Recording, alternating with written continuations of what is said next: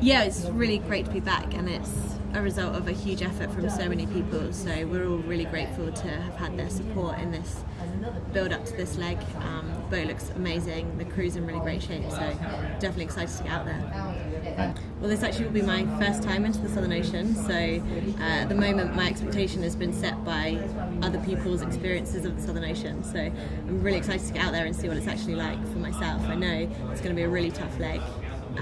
I've heard so many stories of the amazing sights that you can see, but I also am realistic that it's going to be really, really tough. So I'm looking forward to it, but I know that it's going to be one of the hardest things I'll ever do. This is definitely a huge milestone in my sailing career.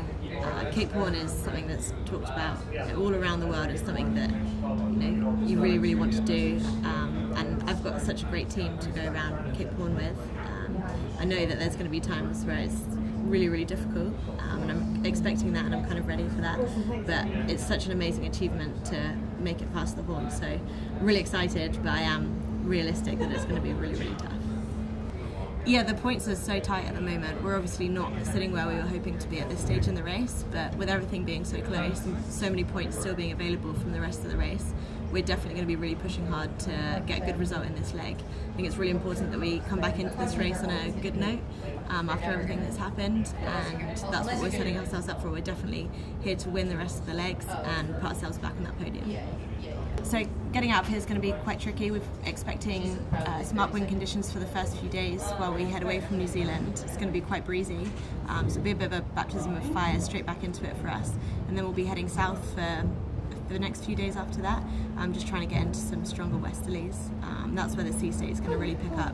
We'll get some true Southern Ocean conditions. Then Cape Horn is pretty far south, so the conditions down there will be relentless before we head up north.